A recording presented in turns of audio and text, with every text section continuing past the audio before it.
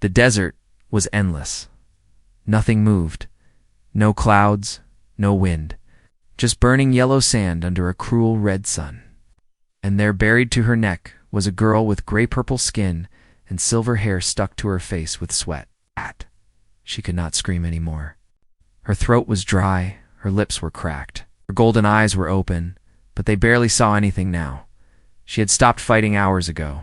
The heat was too strong. Her head was the only part above the sand. Her arms, legs, even her chest, everything, was trapped beneath the hot ground. The sand was so tight around her that she could feel her own heart pounding against it. She wanted to cry, but even her tears had dried up. She was alone. Her name was Shalira, and she had been left here to die. Far away, vultures circled in the sky, strange alien birds with sharp beaks and glowing eyes. They knew she couldn't move. They were waiting for her to stop breathing, then they would feast. Shalira closed her eyes. Her memory flashed back to what happened. She had refused the warlord. He wanted her as his concubine, but she spat in his face. That was the last thing she did before being dragged out of the village. Soldiers laughed as they pushed her into a deep sand pit and began to cover her body. She screamed, she begged, but no one listened. "You'll die by the sun," they said, "and no one will find your bones." Now, she believed them. Her mind was going dark. She could feel her heart slowing down. Her tongue was like leather. Her skin was starting to blister. She opened her eyes one last time and saw nothing but sky. That's when she heard it. A sound, not the wind, not the vultures. A voice. "Hey, what the hell is that?" it said. Her eyes tried to focus. A shadow moved in the distance. She blinked. Hard?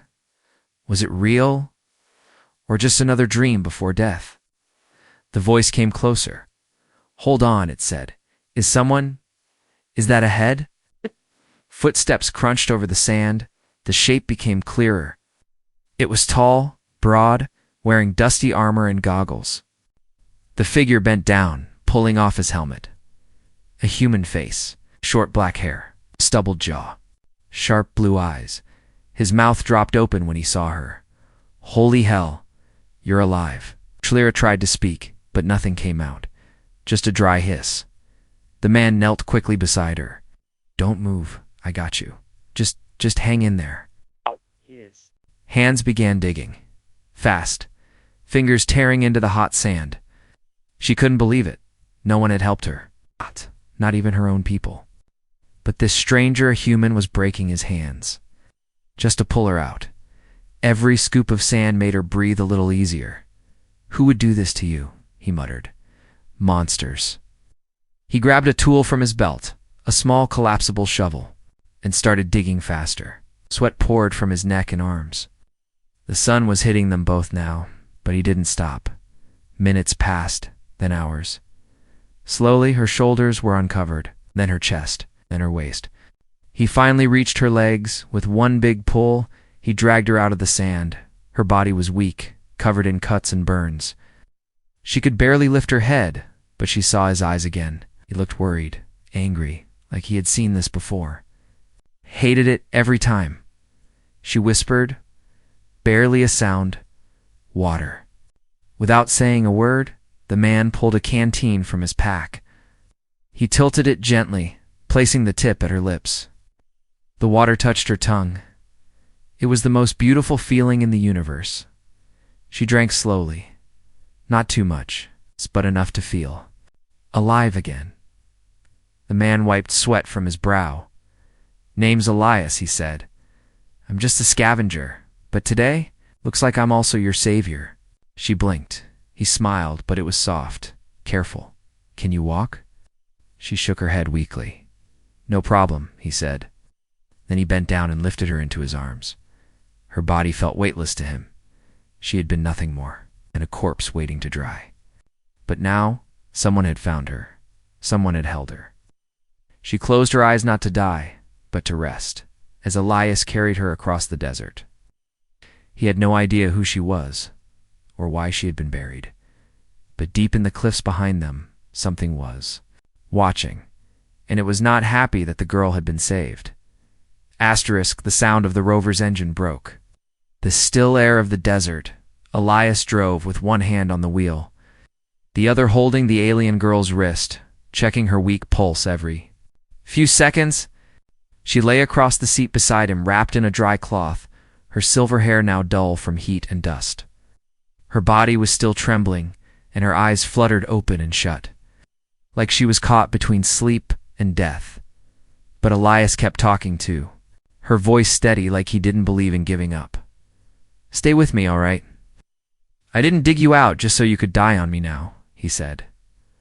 The rover bounced across rough ground, heading toward the cliffs where Elias had hidden his camp. It wasn't much, just an old drop pod turned into a shelter, but it had water, shade, and a med-dash unit, and right now, it was heaven compared to the sand grave she had just escaped.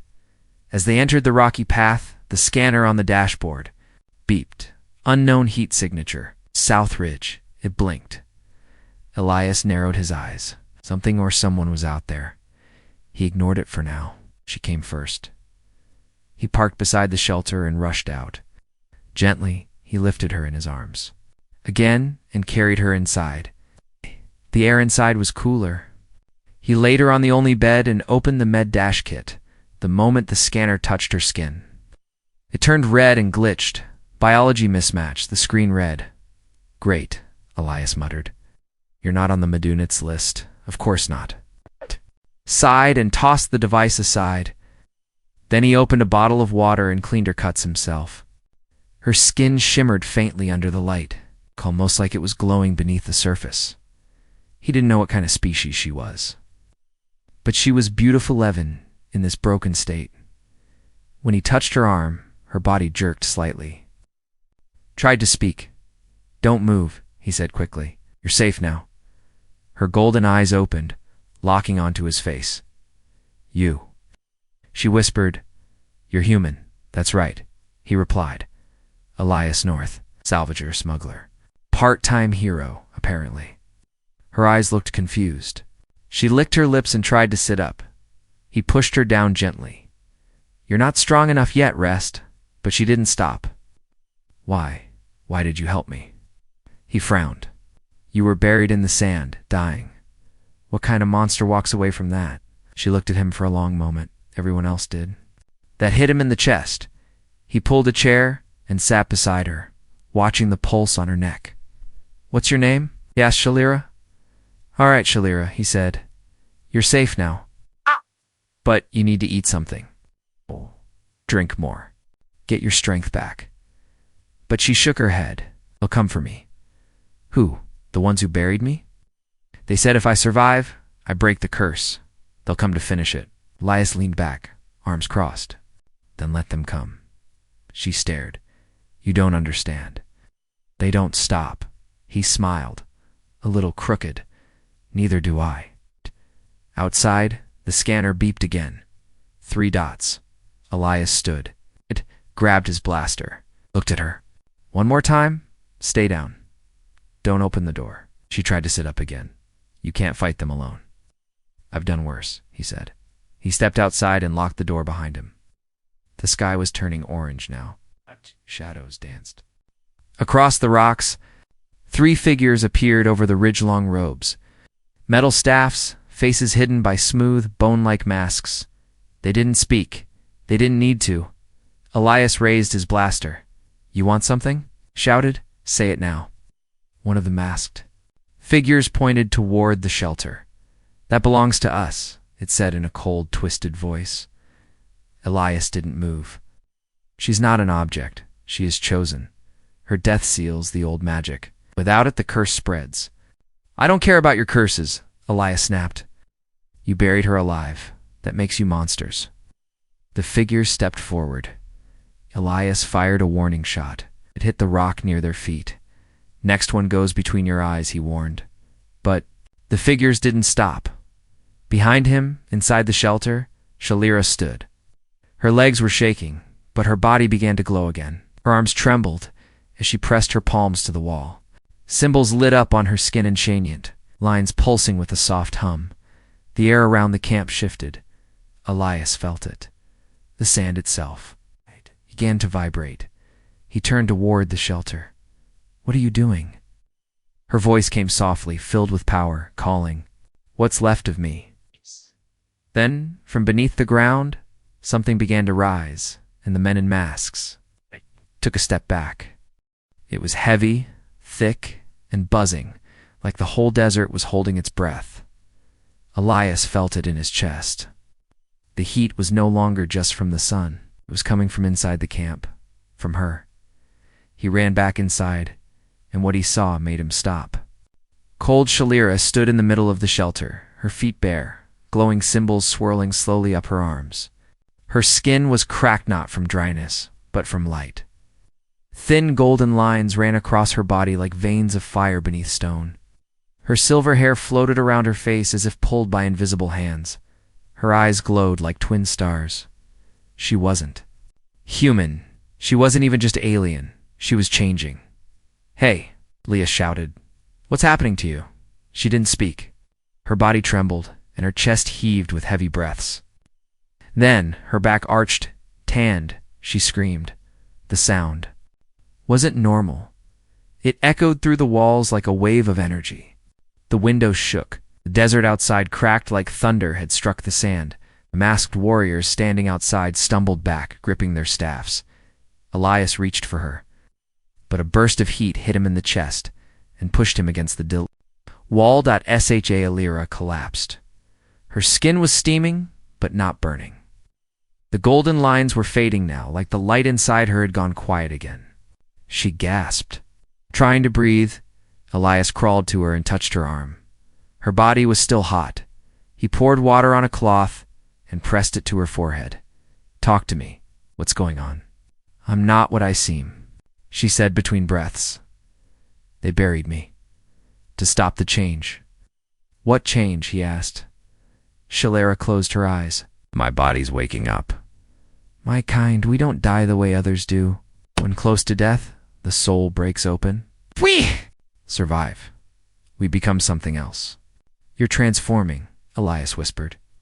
She nodded. "Don't know. No one's done it for centuries." Elias looked at the door. He knew the masked men were still out there, and they knew what she was becoming. That's why they wanted her dead. "They said something about a curse," he muttered. "You breaking the seal?" She opened her eyes. "They fear what I'll become. Should I be afraid too?" She looked into his face for a long time. "No," she said quietly, "but others will be." Just then the alarm beeped again. "For more heat signatures closing in. They're calling for backup," Leah said. Shalira sat up slowly, pain in her limbs. "I don't have much time. My body is unstable." Elias stood. He grabbed his rifle from the corner. "Then I'll hold them off. You finish whatever's happening inside you. You'll die," she whispered. He smirked. "Not today." He opened the door and stepped out. The masked warriors were closer now, and more had arrived. 6 of them, circling like wolves. One of them raised a staff, and lightning crackled from its tip. Elias dodged, rolled behind a rock, and fired back. His blast hit one of them in the shoulder. The mask cracked, revealing dark skin and yellow reptilian eyes. They were not fully human either, but they were afraid. Elias could see it. They wanted the girl dead before her transformation completed. Inside the shelter, Shalira placed her hands over her heart. She could feel something inside, pulsing, aching, growing. Memories she never lived flowed into her mind. Ancient words, old blood, a voice calling her name from the stars. "You are the last of the Flameborn," the voice said. She whispered, "I accept," and her back began to change. Bones cracked. Wings not like birds but shaped from pure energy began to form beneath her skin. They pressed out, stretching against her back like light trapped in flesh. Outside, Elias fired another shot. His blaster was overheating. He ducked, gasping for air, and then a roar. Not from a beast, from the sky. He looked up. The clouds were burning, not with fire, but with golden light. The sand beneath his feet began to float. His hair stood on end. The warriors looked terrified now. They turned to run, and behind them, the door to the shelter burst open. She walked out. Shalira, glowing, floating a few inches off the ground. Her eyes no longer blinked. Her skin was not cracked anymore. It was shining like polished stone, and behind Hertha, wings unfolded. Two great arcs of burning light stretched wide behind her, buzzing with power. She looked at Elias. He stared at her in awe. "You're," she tried to say, but she spoke first. "I'm alive." She raised her hand, and the sky answered, asterisk, the moment her wings opened. The earth stopped breathing. The golden light shining from Shalira's back lit the desert sky like a second sun. The air shimmered with heat and power. Her eyes no longer held fear. They glowed like fire trapped behind glass. Her feet did not touch the ground. She hovered above the sand as if the planet itself obeyed her. Elias stared, frozen. Not from fear, but from awe. She was something else now, something ancient, something powerful, and then he heard the drums. A slow, pounding rhythm. Boom, boom, dot. They echoed from behind the cliffs. Elias turned quickly, raising his weapon. From between the stone pillars, they came riders in black, mounted on four-legged, beasts with sharp teeth and long tails. The same tribe who had buried Shalira in the sand, but this time they didn't come with ropes. They came with war. 50 of them. Each one wore the same bone-white mask, shaped like the skull of a forgotten beast. Their robes were made from stitched animal skin. On their backs they carried long spears crackling with energy. The leader rode a beast twice as large as the others. Skin was armored like a tank, and smoke puffed from its nostrils. The leader's mask was different. It had red markings across the face, like blood painted in ancient symbols. Elias took a step forward. "Let me guess you're here to finish the job." The leader raised his hand, and the rider stopped. Then he spoke. "You were warned, human. That creature belongs to us. She is not meant to live." Elias laughed bitterly. "She's not a creature. She's a person. She's standing right here." Shalira floated beside him now, silent but glowing. Her wings moved slowly behind her, leaving trails of light in the air. The masked leader tilted his head. "She is no longer what she was. That form belongs to a race lost for a reason. Her kind once burned the stars." "I don't care what she is," Elias said. "She's under my protection." "Then you will burn with her," leader replied. He raised a horn and blew. The riders screamed and charged. Elias aimed. Pulled the trigger click. The blaster was out of power. But before the first rider could reach him, Shalira raised both hands, and the ground exploded. A ring of fire shot out in every direction, throwing the front line of riders into the air. Their beasts screamed and bucked, crashing into the sand. The others froze, afraid to move. Elias stood behind her, eyes wide. "What did you just do?" Shalira didn't answer. Her voice was no longer hers.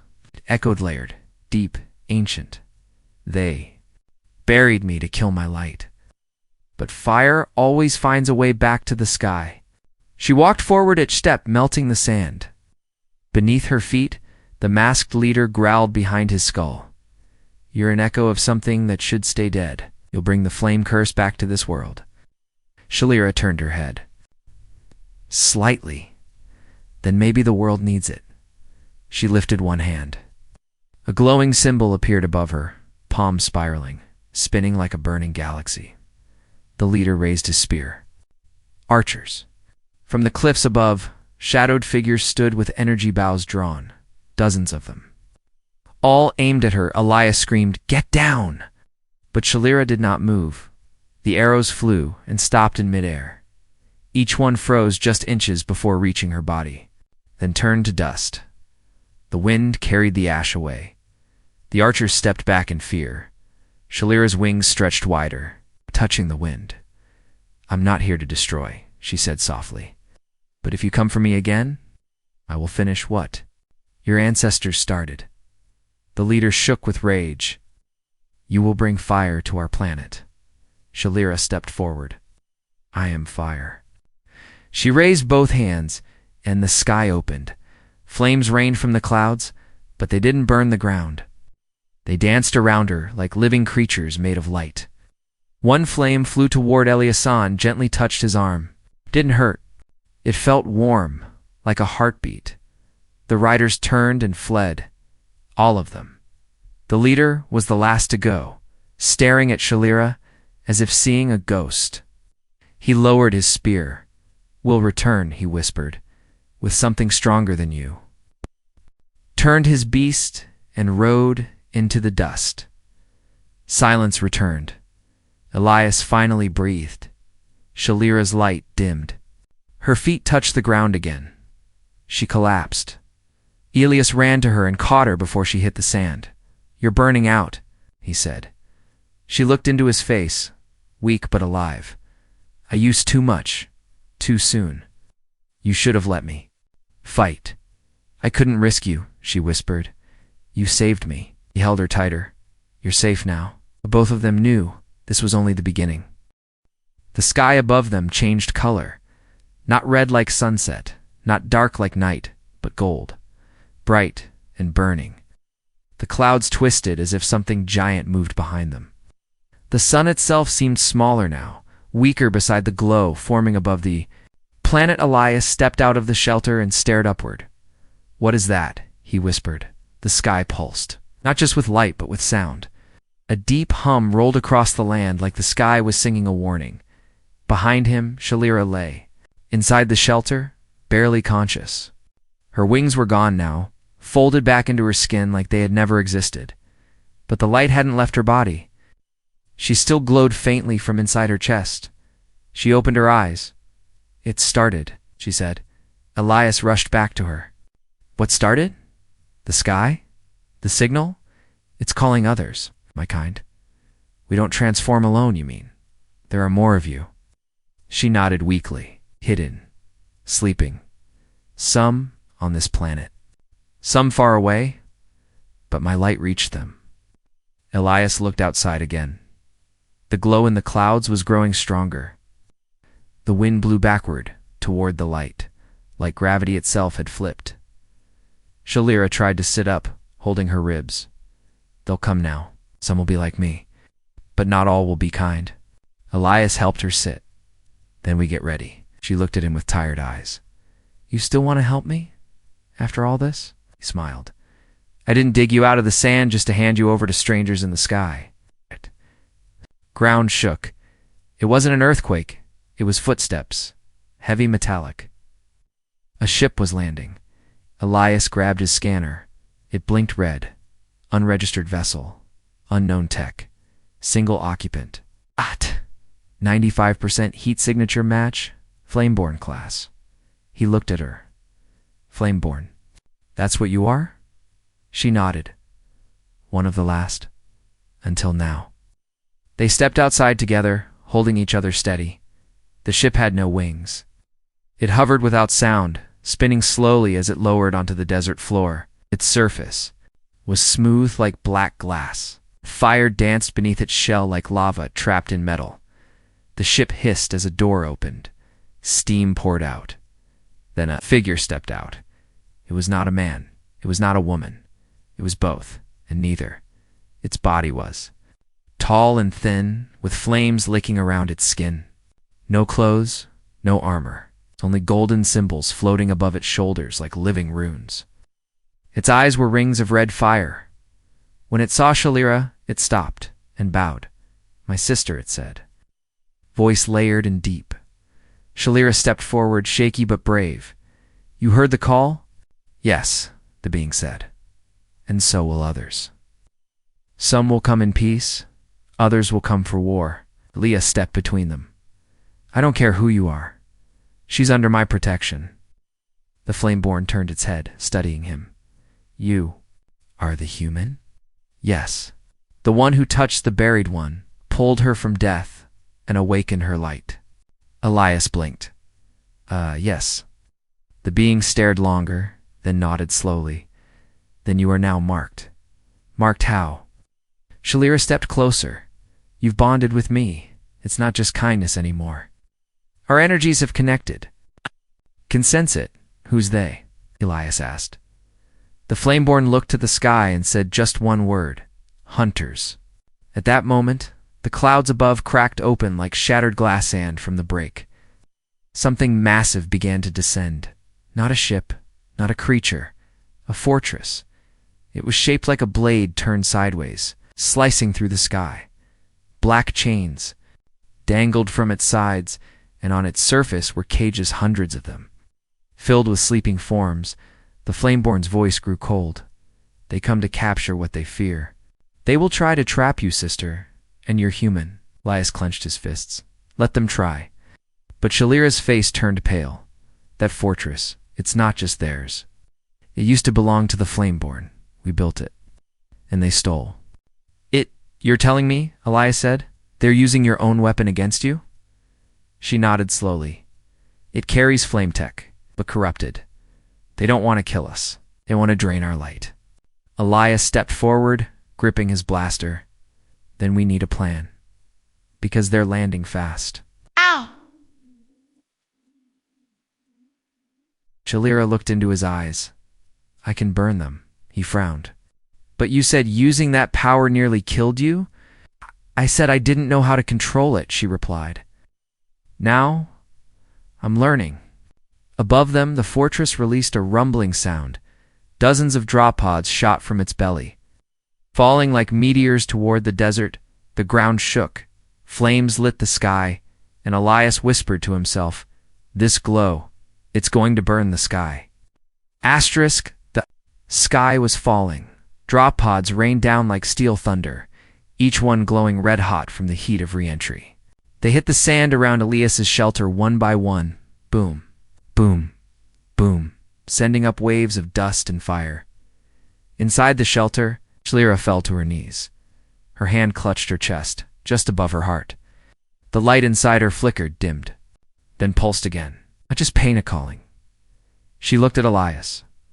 They've marked me, she whispered. I can feel their pull. Who did? Elias asked, locking the door with shaking fingers. The hunters, she said. Their fortress. Above, it has a signal. It's drawing me in like a leash. You're not going anywhere, he said. Not unless I say so. Shalira smiled, but her eyes were wet. You don't understand, Elias. I was created for power, not freedom. Flameborn are not born from love. We are made. And whoever controls our signal controls us. Elias grabbed her shoulders. No. He said, that may be what they believe. But you're not theirs. You're not even Flameborn anymore. She blinked. What do you mean you're yours? I'm your mine. You belong to yourself and you belong with me. A soft gasp escaped her lips. She had been thrown away, left to die, hunted for her power, but this human. This simple man with dust on his boots and a broken blaster in his hand had spoken. Words she never heard in her entire life. You claim me? She asked. Elias touched her cheek. No quotes. No. I accept you. The ground shook harder now. The drop pods opened. Strange machines crawled out. Not like soldiers. They looked like walking cages with legs capture units designed to trap anything that moved. Inside their glass bellies were glowing chains like hot wires made to burn light itself. They're not here to fight, Elias said. They're here to take you alive. Shalira stood. Her skin pulsed with gold. Her hands glowed. I won't go back into a cage. She whispered. Outside, the first crawler marched toward the shelter. It raised one arm, a cannon powered. By red plasmand aimed at the roof, Elias grabbed Shalira's hand. If you can run, we move now. She looked at him. What if I lose control again, and lose it for me? Her smile was soft-tanned wild. She stepped forward, then everything turned white. A massive blast of fire erupted from the shelter's roof, shooting straight up. The crawler stopped. Its sensors went blind. The heat around the shelter reached a level the machines could not handle. Shalira's wings opened again, but this time they were made of lightning and fire. Not just light. She floated above the roof. The crawlers tried to fire. She waved one hand. Elias climbed up beside her, shielding his eyes from the glow. You all right? He shouted. I'm done hiding, she said. One of the crawlers charged. She raised her palm. The machine froze midair. Wrapped in invisible energy, and exploded into molten pieces. The others backed away. But then a new sound came from above. A voice, not spoken by mouth, but beamed into their minds. "Shalira, return. You belong to the core." She screamed and dropped to her knees on the rooftop, clutching her head. The voice wasn't just loud, it was inside her. Elias knelt beside her. "What's the core?" she gasped. "It's the system. It owns the Flameborn. I use it to control our minds, our memories, even our hearts." The voice came again. "You are property. You are function. You are asset." Elias looked up at the glowing fortress in the sky and yelled, "She's not yours. She's free." Suddenly, a beam of red light shot from the fortress straight toward Shalira. She didn't move, frozen in pain. Elias threw himself over her. The beam hit him instead. His body shook, lit with red sparks. But something unexpected happened. The beam stopped, and Shalira opened her eyes. The signal was broken, not by her power, but by Elias's choice. The bond between them, formed in the sand, sealed with fire, had blocked the core's control. Shalira stood. Her wings burned blue. Now, not Flameborn blue, human blue. She looked down at Elias. "You're inside me now," she whispered. "Your will broke their chain." Elias groaned. "Guess I'm useful for more than just digging holes." She helped him stand. The crawlers were all paused, now confused, waiting for orders that weren't coming. Shalira faced the sky. "I'm not your asset," she said to the fortress. "I am not your machine. I am his." She took Elias's hand. "I belong to no system. I belong to him, and we will burn your sky if you come again." For the first time in history, declared herself owned by no empire, but chosen by a man who saw her heart, and that made her unstoppable. The sky was not just glowing now, it was breaking. Cracks of light spread across the clouds like shattered glass in the heavens. Firestorms raged high above, but no heat touched the ground. The fortress in the sky began to shake, sending black smoke and red light raining down. Elias stood at the edge of the cliff, his hand tightly gripping Shalira's fingers. Her wings were folded behind her back, calm and still, but her eyes were focused. Unblinking, the war was not over. It was about to begin. The fortress dropped chains from its side, long and sharp, each one glowing with red flame. Soldiers slid, down-armored, faceless, weapons humming with core energy. But these were not hunters anymore. These were enforcers, and they had come to crush the rebellion before it could rise. Shalira turned to Elias. Her voice was soft but strong. "This is my choice now. Not my programming, not my creation. Mine." Elias nodded. Us. "Then let's end this together." He handed her the last power cell for his blaster. She took it but didn't need it. Her energy was back. No more than back. It was alive. She stepped forward, and her wings unfolded again. But this time, they were not just made of light.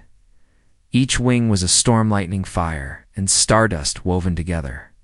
The sky bent around them. The ground rose up like it wanted to touch them. Her shadow stretched wide across the land, larger than any ship, any creature, any god. The enforcers saw her, and they hesitated. Too late. With one flap of her wings, she rose high into the air, leaving trails of gold. Fire behind her. She flew straight into the first wave. Explosions followed. One enforcer swung his plasma blade. Her wings wrapped around it, melted the weapon and burned through his armor. Elias covered his eyes from the brightness. "She's flying," he whispered. "She's a sun." Shalira spun in the sky. Every move was graceful, deadly, full of purpose. This was not power she borrowed. This was hers. The final shape of a Flameborn who had broken free. Above her, the fortress opened its central eye. A final beam charged. One blast to enter, to erase her, to return the system to control. She looked. Apan smiled. "I've seen the sand. I've tasted death. I was buried, forgotten. She reached into the sky, but someone pulled me out. The beam fired, a red lance of pure destruction. It raced toward her. Elias screamed, but before it hit, she opened her wings wide and absorbed it. The red fire entered her chest, her arms, her wings, and turned blue. She did not fall. She burned brighter. The fortress began to crack, and then it fell. The sky blade that had haunted her people for generations finally lost its grip. On the heavens, it broke apart, pieces raining down like falling stars. Flames lit the desert, but the fire did not touch the innocent. Only the chains melted. Only the cages broke. From the sky, others began to fall too. Flameborn, some with wings like hers. Some only waking up now, dazed and blinking in the new light. They looked down and saw her, and they bowed. On the ground, Elias watched the final piece of the fortress disappear behind a golden cloud. He felt her presence before he saw her. She landed beside him, her wings folding gently behind her like silk. He stared. "You didn't just fly," he said. "You brought down the sky." She smiled. "I told you I wouldn't let them take me." He stepped closer. "Does this mean it's over?" She shook her head. "No, this is only the beginning. My kind has woken. The systems will panic. New hunters will rise. Then we run." She reached up and touched his face. "No, we lead." Dee took her hand and whispered, "So, what now?" Her wings fluttered. She looked to the horizon, where the other Flameborn were gathering. "We build a new world. One where no one gets buried again, not in sand, not in silence." "And if they come again?" Elias asked. She leaned in. "Then they'll find me standing in the open." He smiled, not alone. The rising light, the desert behind them still smoked, the sky above still cracked, but between them, between a simple human and a once forgotten, Flameborn was something no weapon could destroy. Choice, love, and fire that would never die.